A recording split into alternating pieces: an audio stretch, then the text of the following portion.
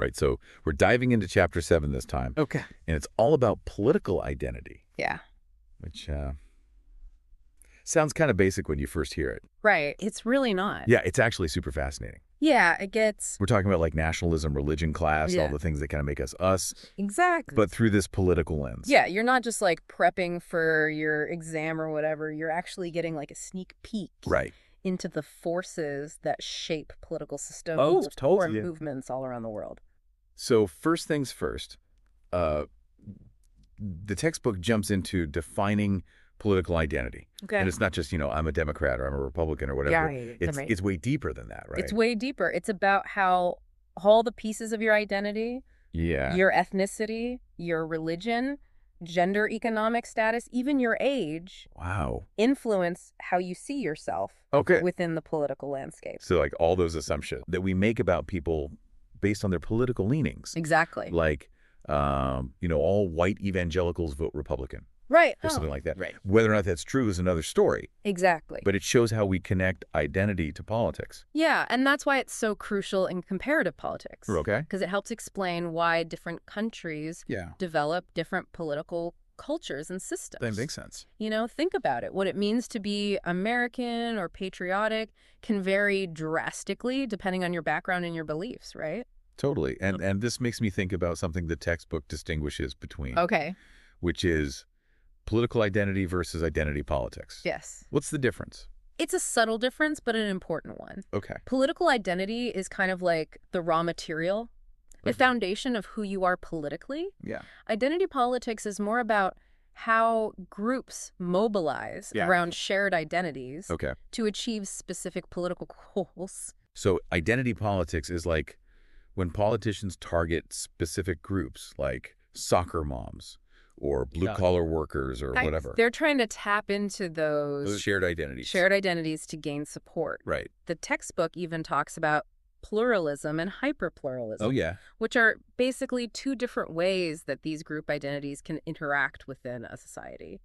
Pluralism sounds like the good one, right? Pluralism is kind of like the ideal scenario. You've got lots of different groups, but they all share some kind of overarching identity that kind of keeps things harmonious. Like a well-balanced ecosystem. Like a well-balanced ecosystem. Okay. You got diversity, but there's still a sense of unity. I like it. Hyperpluralism, on the other hand, is when those group differences become so intense that it's hard to find common ground. Okay. The textbook uses the example of Israel being founded as a Jewish homeland, which creates a complicated situation for non-Jewish Israelis. Right. Yeah, that makes sense. The text dives into national identity. Okay. And it really emphasizes that feeling of belonging to a nation. Right. Whether it's based on ethnicity or culture or a combination of both. And national identity is a powerful force in politics, wouldn't you say? For sure. It can unite people under a common banner. Totally. The textbook even talks about how symbols, like flags, anthems, can evoke strong emotions and rally people to action. Think about 9/11. Oh, yeah. Even people who weren't anywhere near the attacks felt this shared grief and outrage. It's a visceral example of how, in moments of crisis, national identity can transcend individual differences and create a powerful sense of unity. The textbook also makes a distinction between nationalism and patriotism. Yes. Which I always get mixed up. Nationalism seems to have this more intense vibe. You could say that nationalism is that fierce loyalty to your state. Okay. And while it can be a force for good, driving things like independence movements, it can also become exclusionary and even dangerous. Right. Yeah, the textbook talks about liberal nationalism, supporting every nation having its own state. Exactly. Which sounds fair. In theory. Yeah. But then it also mentions how nationalism fuels those separatist movements. Right. Like we see in Quebec or Catalonia. Yeah, those are prime examples of how it can lead to division and conflict. Yes. It's a reminder that even seemingly positive concepts can have unintended consequences. Totally. So if nationalism is about this intense loyalty to your state, then patriotism is more about pride in your country. Pride, okay. Having a deep affection and respect for your nation. And the text even points out that you can be patriotic without being a citizen. Oh, interesting.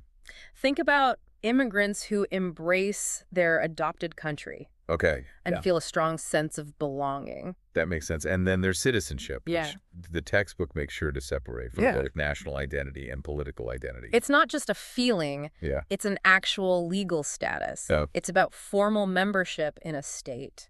And that comes with specific rights and responsibilities. Oh, like voting rights. Voting rights, passport privileges, Okay. but also things like paying taxes, Right. or in some countries, mandatory military service. Okay, so we've covered political identity, Right. national identity, and citizenship. We've hit those. Now let's talk about religious identity. Okay.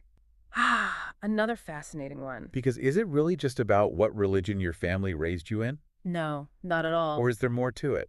The chapter defines it as how individuals and groups perceive themselves in relation to a particular religion or sect. So it's not just checking a box on a form, like... No, it's way deeper than that. Right. It's about a sense of belonging. Exactly. Shared values. Community. Right. Like the role that churches and synagogues and mosques play in people's lives. Huge part of it. And the chapter points out that, unlike nationalism... Which is relatively recent. Yeah, it emerged with the modern nation-state. Exactly. Religion has much deeper roots. Way deeper. So could religious identity even exist before organized religion?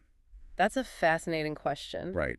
And it brings us to this debate between primordialism and constructivism. Right. Break those down for me. Okay, so primordialism says religious identity is fixed. Like you're born into it. Yeah, pretty much. Unchanging. You get it at birth or early childhood. Okay, and constructivism. That one's more fluid. Okay. It suggests that your religious identity can change over time. Oh, interesting. Based on your experiences and choices. So you could be raised one way. Right. And then convert to another religion. Exactly, or even develop your own unique set of beliefs. So how do these two different views affect how religious identity plays out in politics? Well, if you see it as primordial, then there's a strong commitment to those beliefs. Right. Making compromise on certain issues very difficult. So like debates about abortion or same-sex marriage. Exactly. Those are often tied to very deeply held religious beliefs. And from a constructivist perspective. It allows for more flexibility, Okay. more adaptation. It recognizes that religious identity can change and coexist with other identities. So it's not all black and white. Definitely not. The chapter uses church shopping as an example. Yes, great example. Of how people might try different denominations to find the one that fits them best. It shows that fluidity. Yeah, exactly. Okay, but besides those two big theories, how else can we measure religious identity? Yeah, because the chapter talks about religiosity and the 4 Bs. Yes, the 4 Bs. Which are? Believing, belonging, behaving, and bonding. Okay, I do a little more on that. So believing is about your core principles, the doctrines. Belonging is about being part of that community. Feeling connected to others who share your faith. Right. Behaving is living according to those religious values. So like following dietary restrictions or observing holidays. Exactly. And bonding is participating in the rituals. Okay, so it's a much richer way of looking at it than just like, what religion are you? It really is. But then that makes me think, what about people who are spiritual but not religious? Yes, the known. Yeah, the chapter mentions them. Growing number of them. So where do they fit in? It's a great question, and it shows how these lines are getting blurred. Right. Like, you don't have to belong to a specific religion to still have a strong sense of spirituality. Exactly. So much to think about. I know, it's fascinating. Okay, I think we've covered a lot on national identity. We have. And religious identity. Yes. So let's move on to the final piece of the puzzle for today. Class identity. Another big one. Because is it really as simple as rich, middle class, poor? Nope. There's got to be more to it, right? Way more. So what exactly is class identity? The chapter says it's how people perceive themselves in relation to others based on their economic and social standing. So it's about more than just your income. Exactly. So like what else? Your job, your education, your lifestyle, even just the social groups you belong to. Yeah, the chapter talks about how class identity can have a huge impact on your life. Right. Everything from your health. Your opportunities. It can really shape your whole trajectory. Absolutely. And it's not just individual, right? It's about systems of power and inequality. Right. The chapter talks about the owning class or the bourgeoisie. Yes. And how their wealth gives them control. And influence. So if economic class is your income and your assets, what about social class? What's that all about? That's more about your status, your social networks. Your cultural capital, like your education, your knowledge, your tastes. So two people could have the same income, yes, but have totally different social classes. Exactly. Imagine a doctor and a factory worker. Okay. They might earn the same amount, but their social networks, their experiences, their standing in society would be very different. Okay, that makes sense. And then you have this idea of elite theory. Oh, right. That came up in the chapter. It argues that a small group of elites, like the super wealthy and powerful, exactly, control the political system. And make decisions that benefit themselves. Like the haves calling all the shots. It's a bit of a simplification, but it gets at the core argument. Okay. And then there's the idea of social capital. It's not just about money, but who you know. Your connections. Exactly. The networks and relationships you build. So it's like, even if you have the same education and experience, the person with better connections is more likely to get ahead. Sadly, that's often the case. It's not what you know, it's who you know. It often feels that way. So we've got economic class. Yes. And social class. Are those always aligned? Not always. So you could be rich, but not have high social status. Right, like the nouveau riche. Oh, yeah, the stereotype of people with new money but no class. Exactly. And then you could be, like, super educated and well-connected. Yes. But struggling financially. Think about teachers, social workers. Right, they often have a lot of cultural capital. But not necessarily a high income. This is getting complicated. It is, but understanding these distinctions is important. Yeah, because they shape how class identity affects politics. Exactly. So how does class identity actually play out in politics? It affects everything. Right. From who you vote for to your attitudes about different policies. Yeah. Politicians often use class identity to try and win support. Like when they say they're fighting for the working class. Exactly, or the middle class. Right, they're appealing to people's sense of shared identity. And trying to get them to vote a certain way. The chapter mentions Marxism. Yes. And how it views class conflict as the driving force behind social and political change. Right. It's about the struggle between owners and workers. And how that leads to revolution. Well, that was Marx's prediction. Did it actually happen that way? Not quite as he envisioned it. But the ideas are still relevant today. Absolutely, especially when you consider things like the 2016 U.S. election. Right. The chapter talks about how the working class was a major focus. And how their votes shifted. Which shows how class identity isn't fixed. It can change based on the economy, culture, even political messaging. The chapter also looks at how class affects views on globalization. Right. Wealthier Americans tend to be more supportive. While working class Americans often feel threatened by it. It makes sense when you think about who benefits from globalization. And who might lose out. Exactly. So how does all this affect our listeners, in their everyday lives? It shapes the policies that get made, who gets elected, how resources are distributed. So understanding class identity is crucial for being an informed citizen. Absolutely. Well, I think we've laid a great foundation here. We've covered a lot. But in the next part, we're going to take a closer look at the case study. Israel and Iran. To see how all these ideas play out in the real world. I'm excited. Me too. It's going to be good.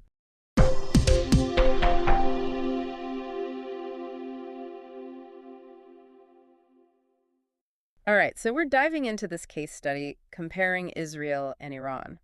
Yeah, two countries that seem pretty different on the surface. Right, but both end up with religion playing a huge role in their politics. That's what the chapter's trying to figure out, right? Exactly. Like, how can two countries with such different systems end up in the same place? It's the most different systems approach.